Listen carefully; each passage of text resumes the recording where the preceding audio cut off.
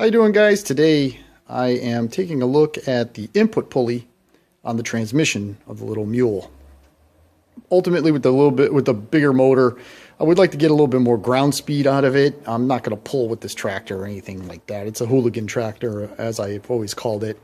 But I would like to get a little bit more ground speed. On the right here is a standard wheel horse 8-speed transmission input pulley for the 5/8 shaft. It's a little more than 6 inches in diameter. It's like 6 1/4-ish. That's what was originally on the transmission. Right here I have a standard 3-speed wheel horse transmission input pulley. The 3 speeds have a 3/4 inch input shaft, thus the difference in the size. I was running this 3-speed transmission pulley on my 8-speed transmission on the little Mule. I just had a speedy sleeve in there to adapt it from 3/4 to 5/8. And it did give the little Mule with the 10 horsepower motor some giddy up. I mean, it definitely had some more ground speed, but I would like to get that ground speed up a little higher because I think it just make the tractor a little fun. More fun, I guess, is the best way to say it. Also, with an 8-speed transmission, you basically have an infinite amount of gearing. So even if third gear high is quite fast, I got, a whole bunch of other gears below it in order to use slower speeds. So really, I'm just looking to get it a little faster. I went online, looked for a couple of pulleys. Looked at a bunch of different pulleys. I ordered one that was smaller than 4 inches. Got it. I wasn't completely happy with it. It's a cast iron pulley. I would have had to take it to my buddy's shop and machine it to make it fit right under the belt guard, and I just wasn't very happy with it. So I got it. I threw it in stock. I mean, the sale itself was perfect. I mean, it was exactly described. I just didn't like it. So that led me to one idea, and that's to make my own small pulley.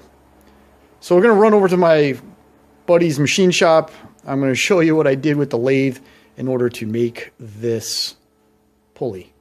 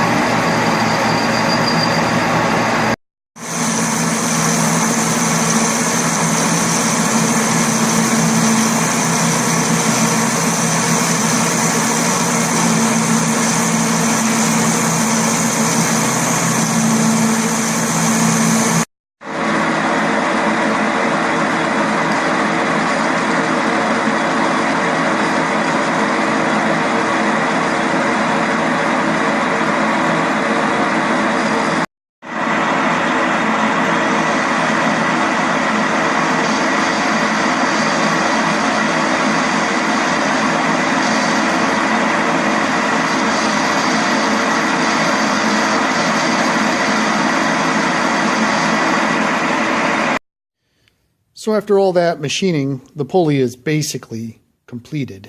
The next step that I do when I make these pulleys from time to time, or a pulley in general, is I like to just file fit the keyway or the woodruff key to the keyway. And as you can see, using a boring bar in the lathe with a cutter that's appropriately sized, you can make a quite effective key slot.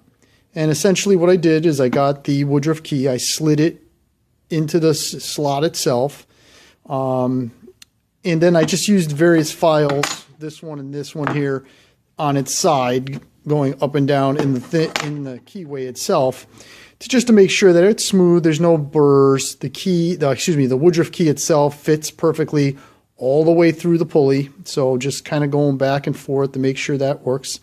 Then I took my round file and I just made sure it's deburred on this edge and deburred on this edge, and then I'll bring it out to the tractor itself and try to fit it on the shaft. So from time to time I might have to do a little bit more filing in a few spots just to get it to fit. And when I say fit, I want it to slide onto the shaft with the woodruff keys in place and basically have firm and even pressure all the way through. I don't want it to slide on and off super easy.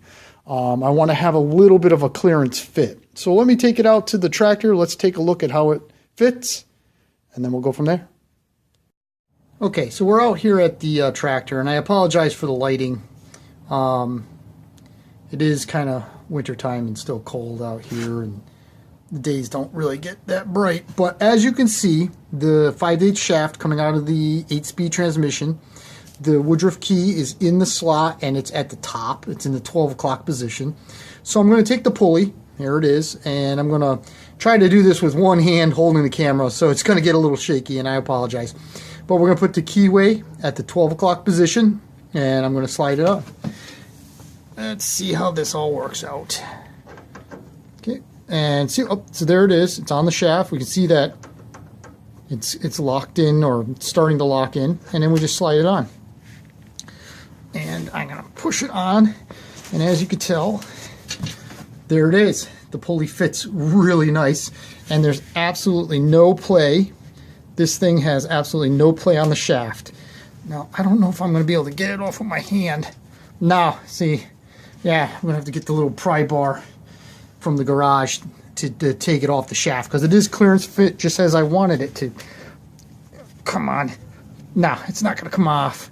All right, so that's exactly how I want it to be. You know, I want it to be just tight.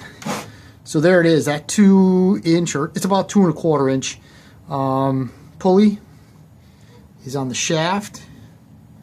So I'll show you what the next step is. All right, so after I just gingerly got behind the pulley and pushed on it with a little pry bar, it slid right off. So everything so far is exactly how I want it to fit. The next aspect I need to take care of is drilling and tapping the pulley for a set screw. Now, this does bring up a small issue with this pulley that I probably should have been a little more cognizant about, and that is where the woodruff key falls within the key slot. Now, when I slide this onto the shaft, the woodruff key is actually about the middle. The woodruff key is about the middle of this outer portion of the V-belt area. So I can't drill and tap this area for the set screw. If I do that, then, I ruin this portion of the pulley. So that's not going to work. If I drill and tap it on the outside here, I'll be just kissing the outer edge of the woodruff key, and that's not optimal. And if I go inside here, inside the V-belt area of the pulley, again, I'll be kissing the back side of the woodruff key in general, and that's not optimal. So you say, well, what the hell are you going to do? Well, this is what I'm going to do. I am going to spin the pulley around, okay, and then I'm going to get my protractor. Yep, going back old school.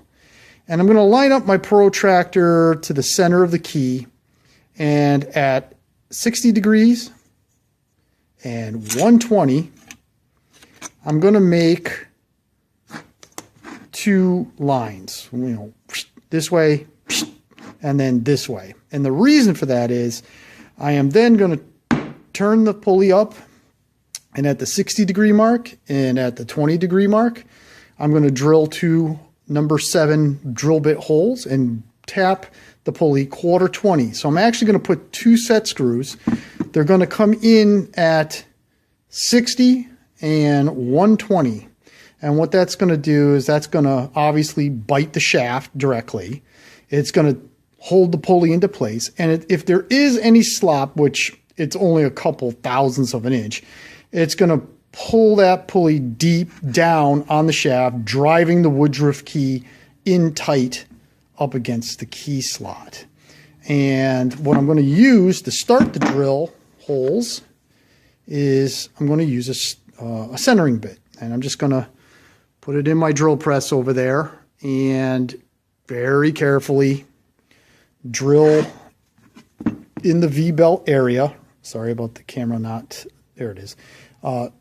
Drill into the keyway area real easily, and with this, and then drill it with a number 7 bit, and then I'm going to tap it 1/4, and then I'll get the appropriate sized set screws that'll sit nice and flush with the base of the pulley, and that should be more than enough to hold this pulley in place. It's not going to spin on the shaft, and it's not going to come off. All right, I'm going to do my layout on the back of the pulley and set it up in the drill press. Just before I take this over to the drill press, let me just show you what I did, because I kind of explained what I was going to do wrong. I basically found the center of the hole with my protractor. I just eyeballed it. It's close enough. And then I just went from the center hole to the 60, 120 degree area. And then I just took a pencil and let me just move this out of the way. Sorry about that. I just made a mark. And I'm going to do the next line.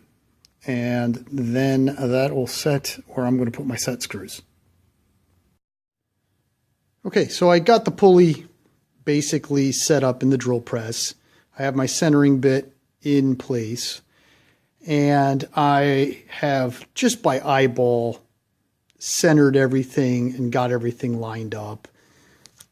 I have one of my marks right there in the 12 o'clock position. I essentially took this very small right angle, made sure that it lined up visually. Doesn't necessarily have to be absolutely perfect, but visually it is lined up. It is in the 90 degree position. I did my best to visually center the centering bit in that line, so that line in the centering bit, so that way I know I'm as close to the 60 degree or the 120 degree mark. And then I visually centered the centering bit in the V groove. So I'm going to plunge this so the center of the bit goes in and just barely starts to touch the bevel. That way I can just send the number 7 bit down in there, and this is the appropriate sizing for a 1/4 thread. All right, I'm going to start drilling.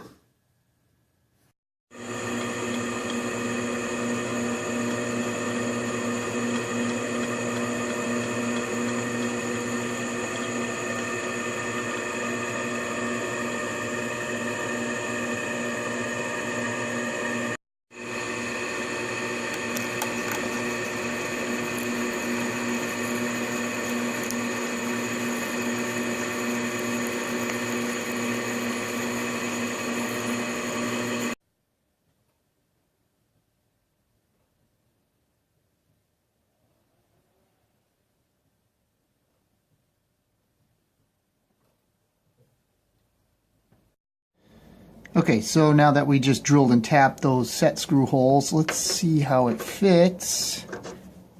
And it fits perfectly. So after all that, here is the pulley. And it ended up being about 2¼ inches in diameter. It's just a hair, like a hair above it. We bored it for a 5/8 shaft. The corresponding keyway was put on, so this thing will slip right onto the input shaft of the 8-speed transmission without a sleeve or without anything. The set screw holes have been drilled and tapped. They came out fairly well. I'm very happy with it.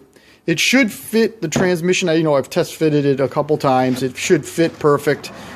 The belt guard should clear. Everything should be A-okay. Now, the only issue I may have with the pulley is I may have some belt slippage because it is such a small pulley. I'm going to take it and I'm going to sandblast the shit out of the inside of it, and that should give me enough grip to keep it from the belt spinning. I will have to get a different sized belt for the tractor, but that's for a later date. All right, guys, I hope you found this interesting and fun. It was a fun project. It came out exactly how I wanted it. Whether or not it'll work, that is to be determined at a future date. All right, guys, thank you very much for watching. If you enjoyed the video, please give it a thumbs up. Put your comments below with any questions, concerns, suggestions, anything to that effect. And as always, thank you very much for watching my videos. Please subscribe if you haven't already, and you have a nice day.